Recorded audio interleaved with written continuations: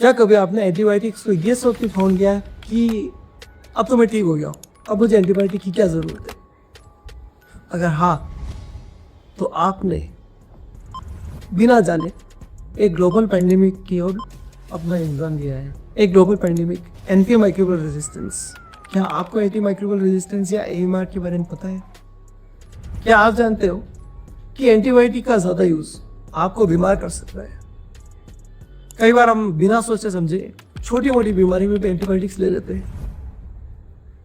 लेकिन उसकी वजह से एंटी माइक्रोबियल रेजिस्टेंस डेवलप हो जाता है और छोटा मोटा जो इन्फेक्शन था that become a big infection, या फिर ऐसा इन्फेक्शन हो जाता है जो आपका ट्रीट होना संभव ही नहीं हो पाता है। क्या आपने कभी एंटीबायोटिक्स का इस तरह से यूज़ किया है, या फिर आपने बिना सोचे समझे एंटीबायोटिक या हल्की फुल्की बीमारी हो आपने एंटीबायोटिक की? अगर आप ऐसा करते हैं तो आप और ज़्यादा बीमार हो सकते हो। क्या आपको लगता है एंटीबायोटिक रेजिस्टेंस की वजह से होने वाली डेथ कैंसर की डेथ से भी ज़्यादा होने लग जाएगी? बिल्कुल, एकदम शॉकिंग है, but this is the fact. जब पेशेंट हॉस्पिटलाइज हो जाता है, हॉस्पिटलाइज पेशेंट के अंदर डेथ का द मोस्ट कॉमन कॉज या the most common reason is the infection caused by multi-drug resistant bacteria, and this is really shocking। हमें आज नहीं तो कल एक स्टेप लेना ही पड़ेगा जब हमको एंटीबायोटिक रेजिस्टेंस को रोकना है। अगर आपको पता चले कि आप हॉस्पिटल गए और वापस ही लौट के नहीं आए, या फिर कोई पेशेंट हॉस्पिटल में एडमिट हुआ और वापस ही लौट के नहीं आया, कितना बड़ा डर है ये। लेकिन ये सच है, होता है। हॉस्पिटल में पेशेंट भर्ती होने के बाद में कई बार मल्टी ड्रग रेजिस्टेंट बैक्टीरिया की वजह से इतना बुरी तरह से इन्फेक्टेड हो जाता है जिसके ऊपर कोई एंटीबायोटिक दस्तक नहीं जाते हैं। अगर ऐसा होता है, who is responsible for that? अपने आप से सवाल जरूर कर। अगर हम इंडिया की बात करें, एक अच्छी खबर भी है और बुरी खबर भी है।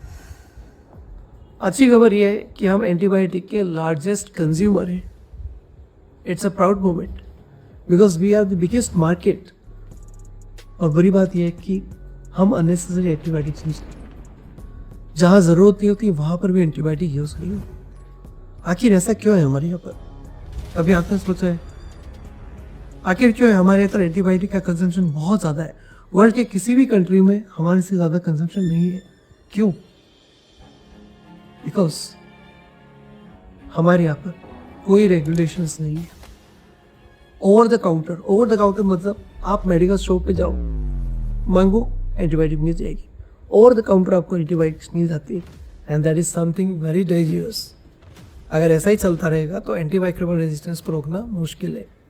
एक बार एक पर्सन, लेमैन था, मतलब ही वाज नॉट मेडिको, वो अपने भाई को सजेस्ट कर रहा था कि यार तुझे कोल्ड हो रहा है तो एक काम कर, सेफ्ट्राइजोन का इंजेक्शन लगवा ले, 3 दिन इंजेक्शन लगवा ले तो ठीक हो जाएगा। मतलब सोचो, एक non medical person is prescribing ceftriaxone, जो कि एक ब्रॉड स्पेक्ट्रम एंटीबायोटिक है, जो कि काफ़ी हद तक हॉस्पिटलाइज पेशेंट के अंदर ही यूज़ की जाती है। उसको ओवर द काउंटर आप ऐसे सजेस्ट कर रहे हो, हाँ ले लो। मतलब इट्स नॉट लाइक कि आप चॉकलेट खरीद लो या डेयरी मिल्क की चॉकलेट खरीद लो या कोई चॉकलेट खरीद लो, ऐसा नहीं है। और फिर भी लोग प्रिस्क्राइब करते हैं, and self medication is too dangerous. हमने कोविड में भी देखा कई बार कि किसी कोविड के पेशेंट को कोई ट्रीटमेंट दिया, उसको लोग ये सोच के खा रहे हैं कि हम ये खा लेंगे तो हमको कोविड नहीं होगा। तो सेल्फ मेडिकेशन को बंद करना इज़ वेरी इंपॉर्टेंट। क्या आपको लगता है अगर कोई पर्सन या कोई स्टूडेंट साइंस कोर्स कर रहा है, लाइक MSc BSc, उसके भी एंटीमाइक्रोबियल रेजिस्टेंस के बारे में जानना ज़रूरी है? यस, हमको ऐसा लगा और हमने कई सारे साइंस कॉलेजेस के अंदर सर्वे किया, स्टूडेंट्स का फीडबैक लिया। ऑलमोस्ट 1000 से भी ज़्यादा स्टूडेंट्स को हमने data collect, and we have found something shocking. सारे स्टूडेंट्स को, मतलब मोर देन 80% या मोर देन 90% स्टूडेंट्स को ये पता था कि एंटीबायोटिक्स क्या होती है, ये भी पता था एंटीबायोटिक रेजिस्टेंस क्या होता है, लेकिन वो भी ये चाहते थे कि उनको एंटीबायोटिक्स अगर शॉप से खरीद के खाने को मिले तो वो उसके लिए बेटर है, उनके लिए बेहतर है। और उनको भी ये लगता था कि एंटीबायोटिक खाने से हर बीमारी ठीक हो जाती है। सर्वे के अंदर हमको बहुत ही शॉकिंग रिजल्ट मिले, एक्सट्रीमली शॉकिंग। लाइक 50% से ज़्यादा स्टूडेंट्स चाहते थे कि उनको डॉक्टर के प्रिस्क्रिप्शन के बिना भी अगर एंटीबायोटिक्स मिलती है तो they are happy to have it. मतलब उनको खुशी होगी अगर बिना प्रिस्क्रिप्शन के एंटीबायोटिक्स मिल जाती है। 40% से ज़्यादा स्टूडेंट्स को ऐसा लगता था कि शॉप पे या मेडिकल स्टोर पे बिना किसी प्रिस्क्रिप्शन के इजीली अवेलेबल हो जाए तो that is perfect for them. और 60% से भी ज़्यादा स्टूडेंट्स सेल्फ मेडिकेशन कर चुके थे, छोटी मोटी बीमारी में एंटीबायोटिक खुद से ले चुके थे। मतलब सोचो 60% से ज़्यादा।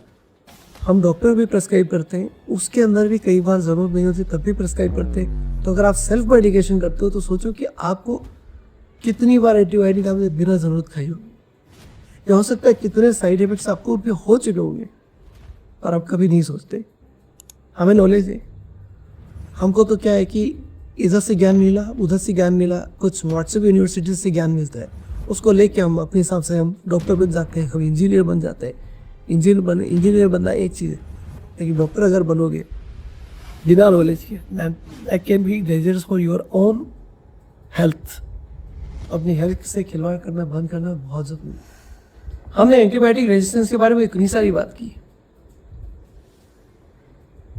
आप एंटीबायोटिक रेजिस्टेंस को रोकने के लिए क्या कर सकते हो, that is much more important than anything else. सबसे इम्पॉर्टेंट, हाइजीन को फॉलो करो। Hand washing is the single most important step to prevent from any infection. Hand washing हमेशा होना चाहिए, रेगुलरली हैंड वॉशिंग होना चाहिए। साबुन से नहीं करो चलेगा, सिंपल वाटर से भी दो, बट हैंड वॉशिंग प्रॉपर्ली होना चाहिए। बिना प्रेस्क्रिप्शन के या बिना डॉक्टर के प्रेस्क्रिप्शन के एंटीबायोटिक लेना बंद कर दो। अगर इस तरह से एंटीबायोटिक्स लोगे तो उनके अंदर उनके अगेंस्ट पर रेजिस्टेंस होना बहुत कॉमन है, इट्स वेरी कॉमन। क्योंकि बैक्टीरिया हमसे कई सालों पहले से इस धरती पे मौजूद है। उनके सामने डायनासोर्स भी आगे चले गए, तो हम तो उनके आगे कुछ भी नहीं है। तो उनको मारना इज नॉट द ऑल्टरनेटिव, उनके साथ में जीना ही इम्पोर्टेंट है। अलेक्जेंडर फ्लेमिंग ने जब एंटीबायोटिक की डिस्कवरी की थी, he discovered first antibiotic that was penicillin. उसने जैसे ही डिस्कवरी की थी उसने वार्न कर दिया था कि आप एंटीबायोटिक लो, लेकिन इसको ज़्यादा लेना भी डेंजरस है और कम लेना भी डेंजरस है। लाइकवाइज आपको ये चीज़ हमेशा याद रखना चाहिए, अगर आपको डॉक्टर ने प्रेस्क्राइब किया है 3 दिन के लिए प्रेस्क्राइब किया हो तो 3 दिन लेना है, 5 दिन के लिए तो 5 दिन लेना है, बीच में नहीं छोड़ना ये सोच के कि अब तो मैं ठीक हो गया। नेक्स्ट, आपको सेल्फ मेडिकेशन नहीं करना है।